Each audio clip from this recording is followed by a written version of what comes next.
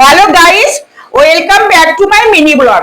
আজকে আমি নাইলন টিকা মাছ দিয়ে হরগৌরি করছি। তা কি উপকরণ লাগছে সেগুলো একবার তোমাদের সাথে শেয়ার করে নিই।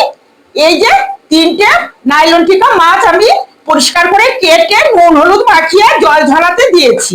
তারপরে ধনে গুঁড়ো, জিরে গুঁড়ো ও লঙ্কা পেস্ট করে রেখেছি একসঙ্গে।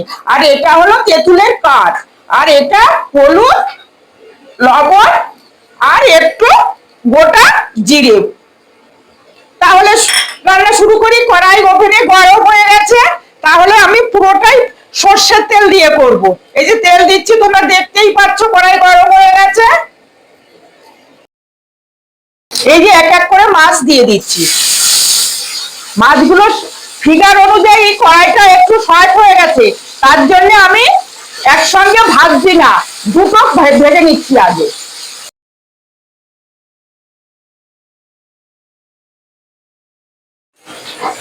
আগে মাছ দুটো ভাজা হয়ে গেছিল, একটা বাকি ছিল, তাহলে সেটাও দিয়েছি।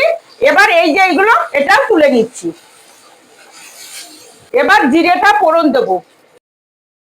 এবার একে একে মশলা পেস্টটা দিয়ে দিচ্ছি। এই যে লবণটা দিয়ে দিলাম, এবার হলুদটাও দিয়ে দিচ্ছি। ভালো করে কষিয়ে নিচ্ছি। এর থেকে তেল ছেড়ে আসবে যে, তখন জল দিয়ে মাছটা ছেড়ে দেবো। এবারে জলটা দিয়ে দিচ্ছি। একে একে মাছ তিনটেও দিয়ে দিচ্ছি। এটা একটু সিদ্ধ হতে থাকে এই পিঠ, তারপরে অন্য পিঠে আমি এই তেঁতুল গোলাটা দিয়ে নামিয়ে নেব, তাহলেই আমার হয়ে যাবে হরগৌরি। তাহলে এটা হতে থাকুক, চলো আমরা একটু ঘুরে আসি। বন্ধুরা একটুখানি উল্টে দিচ্ছি, এবার এই পিঠটা একটু হতে থাক মশলাটা। ফিরে এসেছি। এবার এই যে তেঁতুলের যে কাঠটা করা ছিল, এবার সেইটা দিয়ে দিচ্ছি।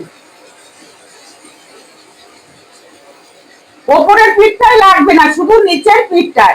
ওপরের পিঠটাই শুধু ঝাল আর ওই মশলার পেস্টটা দেওয়া ছিল, এটা হলো একটা পিঠ, এর জন্য। আর নিচেরটাই টক হলো, এটাই হলো হরগৌরি। দু পিঠ দু রকমের, বোঝা গেল বন্ধুরা? এবার তাহলে নামিয়ে নেবার পালা। আমরা এবার নামিয়ে নিচ্ছি।